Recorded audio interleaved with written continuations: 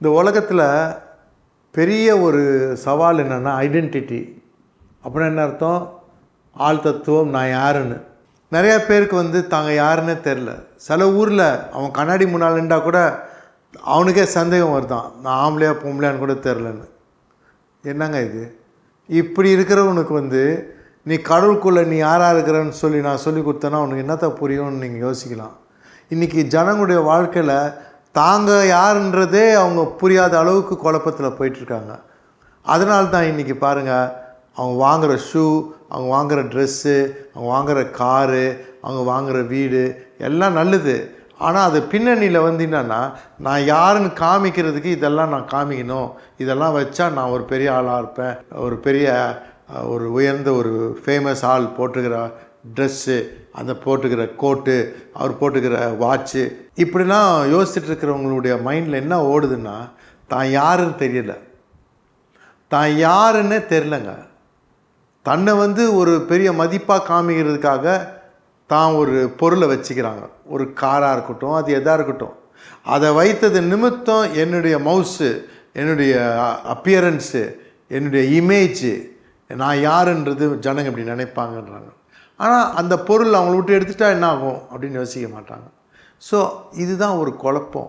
அதனால் பெரிய ப்ராப்ளம் என்னென்னா, நிறையா பேர் தாங்களாகவே இருக்கிறது இல்லை, இன்னொருத்தர் மாதிரி நடிக்கிறாங்க, இன்னொருத்தர் மாதிரி இருக்கிற மாதிரி ப்ரிட்டன் பண்ணுறாங்க. ஃபுல் மண்டை குழப்பம் ஆகிடுது. அவங்க சுயமாக நான் ஒரு சாதாரண நான் இதுதான் ஐம் ஹாப்பி அப்படி இல்லை, இல்லாததை போல் அவங்க நடக்கிறது, பிஹேவ் பண்ணுறது, இப்படிலாம் இருக்க போல் எனக்கு ரொம்ப ஆர்டிஃபிஷியலாக, அது ஒரு உண்மை இல்லாமல் ஒரு மாயமாக. அவங்களுக்கு ஃப்ரெண்ட்ஸு கூட ரொம்ப பேர் இருக்க மாட்டாங்க, அது அவங்களுக்கு தெரியாது, அவங்க பின்னால் பேசுவாங்க. ஏன்? அவங்க identity they are not sure, they don't know. இன்றைக்கி பார்த்திங்கன்னா ஒரு மனுஷனுக்கு தான் யாருன்னு தெரியலனா அவனுக்கு the way he present himself will be different. So ஒரு ஐடென்டிட்டின்னு நான் சொல்ல போல இது ஒரு சவாலான ஒரு காரியம். இதுதான் போராட்டம் இருக்குது. பைபிள்லேருந்து நான் பேசுகிறேன். பாருங்கள், முதலாவது ஆதாம் ஏவாளை ஆண்டவர் படைக்கிறார். நல்லா படைச்சி வசனம் சொல்லுது, ஆண்டவர் அவர் தன்னுடைய சாயலை படைச்சிருக்கார். அவங்கள தன்னுடைய சாயல். அப்போ அவங்க கண்ணாடி முன்னால் நின்றுட்டா அவங்க மைண்டில் தாங்க யார், கடவுள் மாதிரி படைச்சிக்கிறார். அதுதான். அப்போ சாத்தானம் வருது. அங்கே என்ன சொல்லுது, நீங்கள் இந்த பழத்தை எடுத்து சாப்பிடுங்கன்னு சோதிக்குது. ஆண்டவர் எதை சாப்பிடாதுன்னு சொன்னாரோ அதை சாப்பிட வைக்கிறதுக்கு ஒரு கான்வர்சேஷன்லாம் போய் என்ன ஆகுது, நீங்கள் இந்த பழத்தை சாப்பிட்டுட்டா கடவுளுக்கே தெரியும் நீங்கள் கடவுள் மாதிரி ஆகிடுங்க, அதனால தான் சாப்பிடாதுன்றாரு அப்படின்னோடனே இதுங்களும் ஏமாந்து போய் சாப்பிட்றாங்க. ஆனால் அவங்களுக்கு ஒரு காரியம் தெரில, அவங்கள ஆண்டவர் தன்னை போல தான் படைச்சிக்கிறார், நம்மளை போல் படைக்கணும்னு படைச்சிருக்கிறாரு. ஏற்கனவே இருக்கிறது இல்லைன்னு அவங்களுக்கு யோசனை இருக்கிறனால தான் இது மூலம் நான் பெற்றுக்கொள்ளலான்னு நினைக்கிறாங்க. அவங்களுக்கு இது தேவையில்லை, நான் ஆல்ரெடி நான் இருக்கிறேன், நான் கடவுள் மாதிரி தான் இருக்கிறேன், ஐ டோன்ட் நீட் திஸ்ன்னு சொல்ல தெரில. ஏன்னா they did know their identity. அங்கே அந்த போராட்டம் எதுலேருந்து, அந்த ஐடென்டிட்டி தான். இது ஒரு முக்கியமான காரியமாங்க ஐடென்டிட்டி. நீ யாருன்னு உனக்கு தெரிலன்னு வச்சுக்க, ஒருத்தர் சொல்லுவாங்க, ஏய் இதெல்லாம் செஞ்சாதான்டா நீ ஓரளவுக்கு ஆளாக்குற, தம் அடிக்கணும், குடிக்கணும், நீ அப்படி செய்யணும், கெட்ட காரியம் செய்யணும், பாவமான காரியம்லாம் செஞ்சால் தான் நீ ஒரு விவரமான ஆளுன்னு நினைப்பாங்க, இல்லாட்டா நீ வேஸ்ட்டு அப்படின்னு. அப்போ தான் யார், நான் வேஸ்ட்டு, நான் யூஸ்லெஸ்ஸு, இதெல்லாம் ஏற்றுக்க முடியுமா? நான் யார் தெரியுமாடா அப்படின்னு சொல்கிறதுக்கு தைரியம் இல்லை, ஏன்னா அறிவு இல்லை. இதே பிரச்சனை பாருங்கள் இயேசு சாமிக்கிட்ட வருது. இயேசு ஆனவர் உபவாசம் பண்ணி ஜெபம் பண்ணிட்டு இருக்கிறார். அந்த வனாந்திரத்தில் சாத்தானவன் என்ன சொல்கிறான், ஸோ நீர் தேவனுடைய குமாரனாக இருந்தால் இங்கே பாருங்க, கீழே இருக்கிற கல், இந்த கல் எல்லாத்தையும் அப்பமாக மாற்றிடு. இது ஒரு சோதனை. அது ஆண்டவர் என்ன அழகாக ஹேண்டில் பண்ணார் பாருங்க. ஏன்னா அவருக்கு தெரியும், நான் தேவனுடைய குமாரன் எனக்கு தெரியும்டா, நீ என்ன சொல்கிறது போடான்ட்டு அவனை துரத்தி விட்டார். அவருக்கு தன்னை குறித்து தெரியுது. இன்றைக்கி ஒரு சினிமா பாட்டு கூட அந்த காலத்தில், உன்னை அறிந்தால் உலகத்தை போராடலாம் அப்படின்னு ஒரு பாட்டு. ஸோ இதெல்லாம் என்னென்னா சப்தம், உலகத்தில் இருக்கிறவங்களுடைய கருத்து. பெரிய புலவர்களுடைய கருத்து, ஃபிலாசபர்ஸ், உன்னை அறிந்தால், இது அந்த காலத்திலே பல நூற்றாண்டுக்கு முன்னாலே அரிஸ்டாட்டில், ப்ளூட்டோ இவங்கெல்லாம் இருந்துக்கிறாங்க. எல்லாருமே know thy self, know thy self. இன்றைக்கி நீ யார் அப்படின்னா, நான் டாக்டரு, நான் டீச்சரு, நான் இப்படின்னா அது உங்கள் வேலையை தான் சொல்கிறேங்க சார். நீங்கள் யாருன்னு உங்களுக்கு தெரில. You are only talking about your occasion, உங்கள் ஜாப் டிஸ்கிரிப்ஷன். இன்றைக்கி நான் யார் அப்படின்றது ஒரு பெரிய குழப்பம். இந்த குழப்பத்தை ஒரு மனுஷனுக்கு ஆண்டவர் என்ன பண்ணுறாரு, உன்னை என்னவா நான் பண்ணியிருக்கேன்னு சொன்னால், 2 கொரிந்தியர் 5:16, நாங்கள் ஒருவரையும் மாம்சத்தின்படி பார்க்கலன்ற அர்த்தத்தில் சொல்கிறாங்க. அப்படின்னா என்ன அர்த்தம்? மாம்சம்தான் இப்போ நான் சொன்ன பாருங்களேன், நம்ம படிப்பு, நம்முடைய வேலை, நம்முடைய குறைகள், நம்முடைய உயர்வு, இதெல்லாம் வைத்து பார்க்காதபடிக்கு நான் ஆவியில் பார்க்குறேன்றார். அதுதான் என்னென்னா, ஒரு மனுஷன் கிறிஸ்துக்குள்ளே ஒரு புது சிருஷ்டியாக மாறுறான். ஸோ மாம்சத்தை விட்டு உண்மையாகவே ஆண்டவர் அவனை ஒரு புது சிருஷ்டியாக மாற்றினது, பழையவைகள் ஒளிந்தன, அவன் புதிதானது. அப்படின்னா அது நடக்கும் பொழுது ஆண்டவர் அவனுக்குள்ளே குடிக்கொள்கிறார். நீ ஒரு புது சிருஷ்டியாக மாறுற, இயேசு உன்னுள்ள வாசம் செய்கிறார்.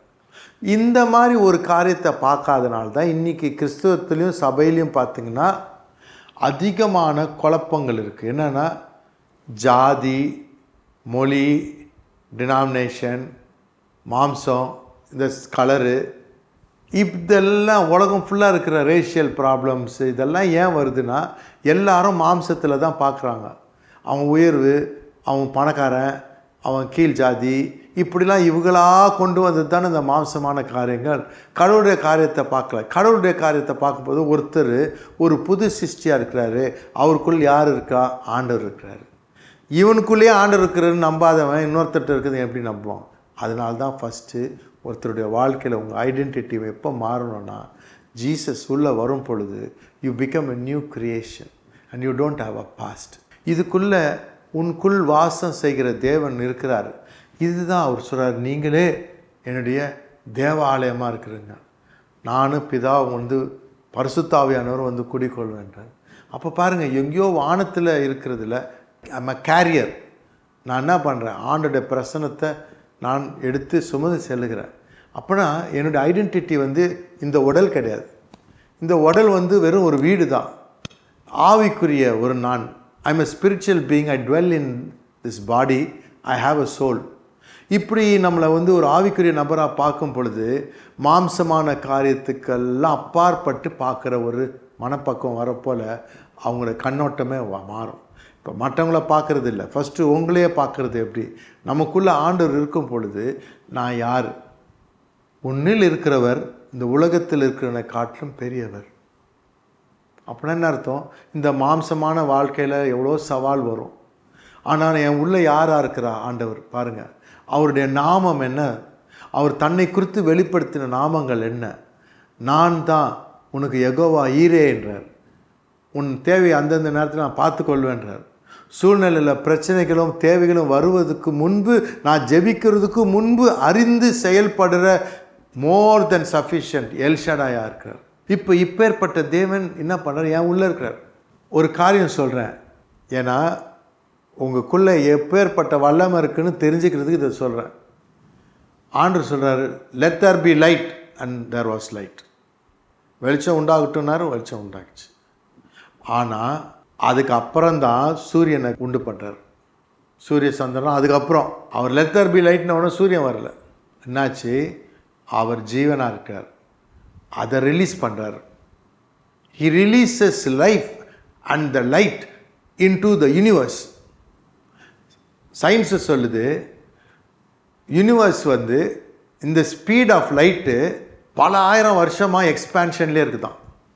பாருங்கள், it's constantly expanding. The galaxies are expanding. இப்போ என்ன எக்ஸ்பேண்ட் ஆகுதுன்னு கால்குலேட் பண்ணுறதுக்குள்ளே எக்ஸ்பேண்ட் ஆகிடும். அப்பேற்பட்ட வல்லமையான அவர் ஜீவன் இந்த Galaxy it's unable to contain him. அதுதான் பாயிண்ட். அதுதான் எக்ஸ்பேண்ட் ஆகிட்டே இருக்குது. ஒரு பொருளை தூக்கி வச்சா அது அப்படியே உட்காந்துருக்குதுன்னா எக்ஸ்பேண்ட் ஆக தேவையில்லை. Is so big and the galaxy cannot contain. I cannot கண்டெயின்னு அழுதுட்டு அது எக்ஸ்பேண்ட் ஆகிட்டு இருக்குது. இப்படி எக்ஸ்பேண்ட் ஆகிட்டு இருக்கிறது இட்ஸ் அ சயின்டிஃபிக் ஃபேக்ட். ஆனால் இது எப்போ தொடங்குச்சுன்னா, லெட் தேர் பி லைட்டுன்னு இருப்பாருங்க, அப்போவுமே அவர்கிட்டருந்து பாஞ்சது தான் அவருடைய ஜீவன். இப்போ அந்த ஜீவன், இவ்வளோ பெரிய வல்லமையான ஜீவன் லைட்டு, அதை தூக்கி எங்கே வச்சுக்கிறேன்றாரா, உனக்குள்ளே இருக்குது ஹிடன் ட்ரெஷர்ஸ் இந்த எர்த்தன் வெசல்ன்றார். மாம்சமான இந்த பாத்திரத்துக்குள்ளாக இப்பேற்பட்ட ஒரு வல்லமையான ட்ரெஷர் நான் உள்ளே வச்சிருக்கிறேன்றார். Brother, what the universe is unable to contain, you are containing inside. இதெல்லாம் தெரியாது, ஆனால் அந்த வல்லமை இருக்குது. இதை தியானிக்கும் பொழுது, when you become conscious, when you start to imagine, when you become aware of this, இதை நீ புரிஞ்சு கொள்ளும் பொழுது நீ உலகத்தை பார்க்குற கண்ணோட்டமே மாறிடும். அதுதான் பைபிளில் பாருங்கள், எலைஷா அப்படின்னு ஒரு தீர்க்கதரிசி இருக்கார். அவர் ஒண்டியாக ஒரு வேலைக்காரங்கிறான், அவர் மேலே நின்றுட்டுக்கிறாரு. இவர் கடவுளுடைய ஊழியக்காரன், இவர் எல்லா ரகசியத்தையும் சொல்கிறாரு, நம்ம எதிரிங்களுக்கு எல்லாம் தெரியுது, இவரை கைப்பற்றணும்னு ஒரு சேனையே வருது. சேனையே வந்து சுற்றுப்பட்டாங்க. அப்போ கூட இருக்கிற வேலைக்காரன் என்ன சொல்கிறான், ஐயா நான் அழுகுறான், கத்துறான் ஆங்கிலத்தில், அலாஸ் அப்படின்னா. அவனுக்கு பயம், திகில். என்னடா கத்துறன்னா, ஐயா நம்மளை கைப்பற்றுறதுக்கும் அரெஸ்ட் பண்ணுறதுக்கும் எவ்வளோ பேர் குதிரை இராணுவம் வந்துட்டுருக்குறாங்க, சுற்றி வந்துட்டுருக்குறாங்க. நம்ம வேறு உச்சியில் மேலே இருக்கிறோம், கீழேருந்து ஃபுல்லாக சுற்று, ஒருத்தர் 2 பேர் இல்லை, ஏகப்பட்ட சேனையே வந்துச்சு. அப்போ அந்த வயசானவர் என்ன சொல்கிறாரு, பாதஷ்டமே இல்லை. நம்ம என்ன பண்ணுவோம், அப்படியா, ஐயோ எங்க அங்கே பாரு, இங்கே பாடுறா, ஆமாடா, இந்த நம்ம பயந்து போயிட்டுருப்போம். அவர் அமைதியாகிறார். அவருக்கு அமைதிக்கு காரணம் என்ன, வயசானவருக்கு கண்ணு குருடாயிச்சா, அவருக்கு தெரியலையா? இவன் கண் இருந்து பார்த்து சொல்கிறான், அவர் சொல்கிறார், ஆண்டவரே இவன் கண்ணை திறன்றார். என்னங்க, குருடன் இல்லை, கண் இருக்குது, ஆனால் இவன் கண்ணை திறங்க ஆண்டவரே. இவன் கண்ணை திறக்கணும் ஜெபம் பண்ண உடனே அவன் கண்ணில் தெரியுது தேவ தூதர்கள் சேனைகள் அப்படியே அக்னியோடு இருக்குது, இவருடைய ஆளுங்க. அப்போ சொல்கிறாரு, அங்கே இருக்கிற ஜனத்தை காட்டிலும் நம்ம கூட இருக்கிறவங்க ஜாஸ்திடா அப்படின்ற. அப்போ ஒரே நேரத்தில் 2 பேர், ஒருத்தர் வந்து ஒரு மாம்சத்தில் பார்த்து மிரண்டு போய் உட்காந்துக்கிறான், வயசானவராக இருந்தால் கூட ஆவியில் பார்த்து அவர் ஆவிக்குரிய காரியத்தை பார்க்குறனால நிதானத்தில் நான் யாருன்னு எனக்கு தெரியும், உனக்கு நீ யாருன்னு தெரியாதனால தான் புலம்புற, நான் யாருன்னு தெரியும் எனக்கு, என் கூட இருக்கிறது அங்கே இருக்கிறவங்களை காட்டிலும் ஜாஸ்தி, என்னுள் இருக்கிறவர் உலகத்தில் இருக்கிற காட்டிலும் பெரியவர். இப்படி நீ வந்து சவாலாக, உனக்கு அபிப்பிராயம் சும்மா கட்டுக்கதை கிடையாது, இதுதான் உண்மை. ஸோ நீங்கள் யாருன்னா, you must understand, I am a new creation. எனக்குள்ள ஆண்டவர் இருக்கிறார், திரியேக தேவன் எனக்குள் வாசம் செய்கிறார், நான் சாதாரணம் கிடையாது. இப்படி நம்ம வாழ்க்கையில் கான்ஷியஸாக நம்ம வாழ்ந்து பாவத்திலேருந்து விடுதலை, பாவத்தை வெறுத்து சே அப்படின்ற ஒரு அந்த ஆசையை மாற்றிடுவார் ஆண்டவர் அவருக்குள்ளே இருக்கிறனால. நீ ஆண்டவருக்குன்னு பிரித்து எடுக்கப்பட்டு உன் வாழ்க்கையை ஆண்டவருக்குன்னு அர்ப்பணிக்கும் பொழுது இந்த உலகத்தில் ஒரு சவாலான ஒரு மனுஷியாக உன்னை எடுத்து ஆண்டவர் பயன்படுத்துவார். பலத்தினாலும் அல்ல, பராக்கிரமத்தினாலும் அல்ல, என் ஆவினால் ஆகும். அந்த ஆவின்றது ஏதோ வந்து தண்ணி சூடு பண்ண ஆவி, அந்த ஆவி கிடையாது. ஆவி, நீங்களும் நானும் ஒரு ஆவிக்குரிய நபர், கடவுள் ஆவியானவராக இருக்கார். ஸோ இது வந்து வேறு dimension, beyond physical dimension. So the spiritual realm is more real than the physical realm. So அதனால்தான் உன்னுடைய வாழ்க்கையில் மாம்சமான பேச்சு, மாம்சமான சிந்தனைகள், மாம்சனா நேச்சுரல், ஏர்த்லி, ஃபிசிக்கல், இதுதான் இல்லாததை இருக்கிறதை போல் அழைக்கிறது. பாருங்கள் எப்படி இதெல்லாம், it becomes your life style. இன்றைக்கி எனக்கு இல்லைன்னு சொல்ல தேவையில்லை, எல்லாம் வந்துடும், கடவுள் செய்வார். இப்படி ஒரு மனுஷன் மாறும் பொழுது இந்த உலகத்தில் ஆண்டவர் சொல்கிறாரு, பஞ்சத்தின் மத்தியிலும் நான் உன்னை போஷிப்பேன்றார். உன் பின்னணியில் நான் வேலை செய்யும் தேவன், நீ பேசிக்கொண்டதை கேட்டு நான் உனக்காக போய் வேலை செய்வேன்றார். உனக்காக தேவ தூதர்களை கட்டளை எடுக்கிறேன்றார். இப்பேற்பட்ட தேவனை கண்டு கொள்வது தான் உன்னுடைய வாழ்க்கையிலேயே பெரிய முக்கியமான ஒரு குறிக்கோளாக இருக்கணும். மிச்ச காரியங்கள் எல்லாம் அழிந்து போகிற காரியங்கள், அதெல்லாம் ஒரு ட்ராமா மாதிரி. ஆனால் இந்த உலகத்திலேயே இந்த ஆவியில் இந்த ஒரு ரீதியில் வாழும் பொழுது இது பைத்தியம் கிடையாது, இது உண்மையான ஒரு காரியங்கள். அதனால்தான் ஆண்டவர் பாதுகாக்கிற தேவனாக இருக்கார், பராமரிக்கிற தேவனாக இருக்கார், உன்னை உயர்த்துகிற தேவனாக இருக்கார், உன் அனைத்து தேவையும் சந்திக்கிற தேவனாக இருக்கார். இன்றைக்கும் பஞ்சத்தின் மத்தியிலும் ஆண்டவர் நம்மளை போஷிக்க முடியும்.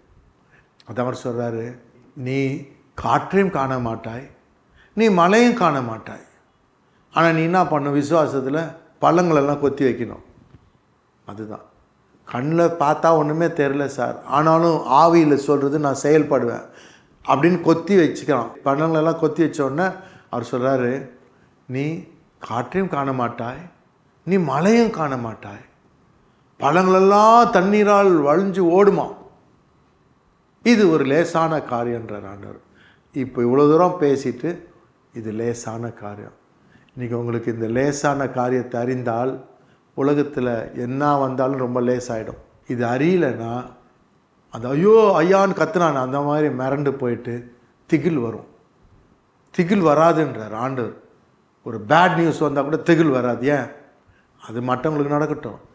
எனக்குள்ளே இருக்கிறவர், என்னை பாதுகாக்கிற தேவன், எனக்காக யுத்தம் செய்கிற தேவன், எனக்காக தேவைகளை சந்திக்கும் யெகோவா ஈரே, எல் எலியோன், அவர் தான் வானத்தும் பிரபஞ்சம் எல்லாத்துக்கும் ஓனரு. இப்பேற்பட்ட தேவன், நான் உன்னை விட்டு விலக மாட்டேன், நான் உன் உள்ள குடிகொள்கிறேன், I will never leave you, நான் forsake you. உன் தாயின் தப்புன்னு உன்னை கைவிட்டால் நான் கைவிட மாட்டேன்றார். இவரை கண்டு கொள்வது மதத்துக்கு மிஞ்சி போனால் தான் கண்டு கொள்ள முடியும். மதமும் நம்முடைய ட்ரெடிஷன் காரியங்கள் எல்லாம் ஒரு மனுஷனை மாம்சத்தில் தான் கொண்டு போகும். ஆனால் ஆண்டவர் அறியும் பொழுது, ரட்சிக்கப்பட்டு புது வாழ்வு நமக்குள்ளே இயேசுவானவர் பரிசுத்தாவினர் குடிகொண்டு நம்ம வாழ்க்கையில் அவர் வழி நடத்துகிற அனுபவம் வரும் பொழுது, பைபிள் வாசிக்க போல கூட ஆண்டவர் நம்மளோட பேசுகிறாரு. ஒன்றுமே இல்லாத சூழ்நிலை கூட அற்புதத்தை செய்கிற தேவன். ஸோ இன்றைக்கி ஆண்டவர் சொல்கிறாரு, விசுவாசத்தினாலே நீதிமான் பிழைப்பான். அப்பத்தினால் மட்டும் இல்லை, அப்போனா வேர்ல்ட்லி காசு பொருள். ஆனால் ஆண்டவர் என்ன சொல்கிறாருன்னா, நான் உனக்கு செய்வேன்றார். உன் கையின் பிரயாசத்தினால, பட்டயத்தினால் அல்ல, நான் உனக்காக பெரிய பெரிய இடங்களை கூட உனக்கு கொடுப்பேன்றார். இது அவர் சொன்ன ஒவ்வொரு வார்த்தையும் மாறாது. வானமும் பூமியும் ஓய்ந்து போகும், ஆனால் அவருடைய வார்த்தை ஒன்றும் மொழிய போகிறார். So today this is what is about a new creation. இன்றைக்கி நம்மளை ஆண்டவர் பாவத்திலேருந்து விடுதலை செய்து நம்ம இருதயத்தில் அவர் குடிக்கொண்டு நம்ம ஒரு நியூ கிரியேஷனாக மாற்றும் பொழுது இவ்வளோ பெனிஃபிட்ஸ் இருக்குது. இதை குறித்து உங்களுக்கு சொல்கிறது எனக்கு சந்தோஷம். உங்கள் வாழ்க்கையிலையும் இந்த நியூ கிரியேஷன் பர்சனாக மாறி ஆவிக்குரிய காரியத்தை நாடும் பொழுது இந்த உலகத்தில் நீ நினையாத பெரிய ஆசீர்வாதங்கள்லாம் சாதாரணமாக வரும். ஆசீர்வாதம்லாம் பெரிய மேட்டரே கிடையாது. நம்ம உலகத்தில் இந்த காரு வீடு இதை பார்த்துட்டு வாயை பழந்துட்டுருக்காங்க. ஆண்டவர் எனக்குள்ளே இருந்து என்னோட பேசுகிறது, என்னோட வழி நடத்துறது, எனக்காக அவர் வேலை செய்கிறத நான் பார்க்குறேன். அதான் சாட்சி. எனக்கு என்ன சந்தோஷம், இது ஆசைப்படுறேன், இது மாதிரி தேவைன்னு இருக்குது, இதுக்கு ஜெபம் கூட பண்ணல, அதுக்குள்ளே ஒருத்தர் மூலம் ஒருத்தர் பேசி அந்த பொருள் அடுத்த நாளே என் கையில் நிற்கிது. இதெல்லாம் யோசிக்கும் பொழுது அப்போ ஆண்டவர் என்ன சொல்கிறாரு, நான் உனக்கு சகாயம் செய்வேன், உனக்கு ஊழியம் செய்வேன், உனக்கு உதவி செய்வேன். நான் யாருப்பா நீங்கள் எனக்கு ஊழியம் செய்கிறதுக்கு? என்னன்னா, அவர் என் தகப்பன், அவர் என் அப்பா, என் பிள்ளை தேவையை முன் அறிந்து அவர் எல்லாம் ஓடி போய் செய்கிறார். இந்த இயேசுவை நீங்களும் கண்டு கொண்டா உங்கள் வாழ்க்கையில் நீங்கள் பெரிய வீரனாக இருப்பீங்க. அநேக தோல்விகள் என் வாழ்க்கையில் நடந்திருக்குன்னு நீங்கள் யோசிக்கலாம். பரவாயில்ல, அநேக தோல்விகள் நடந்தால் கூட இந்த தோல்வி மத்தியில் இந்த இயேசுவை ராஜாதி ராஜானா உம்முடைய இரட்சகராக கண்டு கொண்டு உங்கள் தகப்பனாக கண்டு கொள்ள போல் அவர் சொன்னார், கர்த்தர் என் மேய்ப்பராக இருக்கார், எனக்கு ஒரு குறையும் ஆகாது. நான் மரண இருளின் பள்ளத்தாக்குள் ஊட நடந்தாலும் பொல்லாப்புக்கு நான் பயப்படேன், ஏன்னா தேவன் என்னோடு கூட இருக்கிறேன். நீர் என் கூட இருக்கும் பொழுது நீர் எனக்கு பாதுகாப்பும், எனக்கு தேவையை சந்திக்கிற கோலாகவும், எனக்கு கோட்டையாகவும், எனக்கு என் அரணாகவும் எல்லாமா இருப்பீர். Your rod and staff will comfort மீன்றார். அவருடைய எல்லா தேவையும் சந்திப்பார். இன்றைக்கி நீங்கள் ஒரு ஆட்டுக்குட்டி மாதிரி அமைதியாக செய்ய வேண்டிய ஒரே காரியம் என்னத்தம்மா, you need to stay connected. நீங்கள் ஏதாச்சும் நீங்கள் மந்திர தந்திர வித்தைகள்லாம் செய்ய தேவையில்ல, நீங்கள் ஏதோ புது கண்டுபிடிப்பு இல்லை. Stay connected. ஒரு செடியில் எப்படி ஒரு பிரான்ச்சு ஒட்டிகிட்டு இருக்குதோ அது என்ன செய்யணும், கனி தரணும்னா ஜஸ்ட் ஸ்டே கனெக்டட். பிரான்ச் நீ எதுவும் முயற்சி செய்ய தேவையில்ல, நீ கனெக்டடாக இருந்தாலும் அந்த ஜீவன் உனக்குள்ளே பாஞ்சிரும், கனிலாம் வரும். ஸோ நீங்கள் செய்ய வேண்டிய வேலை மதம் போல் நான் இதை செய்யணும் அதை செய்யணும் இல்லை.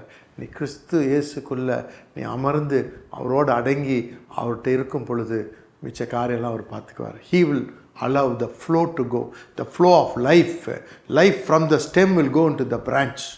பாருங்கள், அந்த மெயின் செடி ஒரு மரத்தில் இருக்கிறது, அதுலேருந்து சின்ன கொடிகளுக்கும் ஆண்டவரே எல்லாம் ஆவி வல்லமை எல்லாம் பாயும் நமக்கு. அப்போ என்ன ஆகுது, அவருக்குள்ளே இருக்கிற சுகமும் அவருக்குள்ளே இருக்கிற பிளெஸ்ஸிங்கும் அவருக்குள்ளே இருக்க ஔஷதமும் அவருக்குள்ளே இருக்க செழிப்பும் அவருக்குள்ளே இருக்க அற்புதமும் எனக்குள்ளே ஆட்டோமேட்டிக்காக ஃப்ளோ ஆகிட்டே இருக்கும். இதுக்கு ஜபமே பண்ணுவானா. Stay connected. God bless you. Let me pray. அப்பா, இந்த நாளில் கூட மாம்சமான செதற யோசனைகள், சகவாசங்கள், பிரச்சனைகள், ஆசைகள் எல்லாத்துலேயும் இந்த விடுதலை செய்து உங்களுடைய வசனத்தில் தியானிக்க கிருபை தாரும். இது சீரியஸாக எடுத்து வாழ்க்கையில் முன்னேறதுக்கு உண்மை கண்டு கொள்ளட்டும். மதம் அல்ல, உம்மோடு இருக்க உறவு. இதை பார்த்து கொண்டிருந்த ஒவ்வொருடைய வாழ்க்கையில் இருக்கிற ரகசியத்தை கண்ணு திறந்து ரெவலேஷன் வரட்டும் ராஜா. பிளஸ் தம். ஒவ்வொருத்தரையும் நீங்கள் தொடுங்க. இயேசுவை நோக்கி அவங்க பார்க்குறாங்க, அவங்க சரீரத்தை தொடுங்க. உங்களுடைய ஊழியக்காரன் நான் ஜெபிக்கிறேன். எந்த உண்மையில் ஒரு குழந்தை போல தாப்பனை நோக்கி எனக்கு யாரும் இல்லையேன்னு பார்க்குறாங்களா, இப்பொழுது உங்களுடைய வல்லமை இறங்கட்டும். இருக்கிற இடத்துல touch them. Life flow. Do a miracle in their life Lord. Help them father. Jesus name we pray. Amen. Dear friends, எப்பொழுதுமே நம்முடைய நிகழ்ச்சி ஞாயிற்றுக்கிழமையில் இருந்துச்சு. இப்பொழுது ஞாயிற்றுக்கிழமையிலிருந்து புதன்கிழமையாக மாறி இருக்குது. அதே 10:30 மணி நைட்டுக்கு நம்ம நிகழ்ச்சி வரும், பாருங்கள். அது மட்டும் இல்லை, நம்முடைய யூடியூப்பில் போய் Isaac Joe MNM Isaac Joe TV ministries இதை டைப் பண்ணிங்கன்னா நம்முடைய தமிழ் செய்திகளையும் நீங்கள் பார்க்கலாம். நீங்கள் அதில் போய் நீங்கள் சப்ஸ்கிரைப் பட்டன் அமுக்கி அதில் இருக்கிற பெல் பட்டனையும் அமுக்குனிங்கன்னா நம்ம ரிலீஸ் பண்ணுற ஒவ்வொன்றும் தவறாமல் உங்களுக்கு முதல்ல அறிவிக்கப்படும்.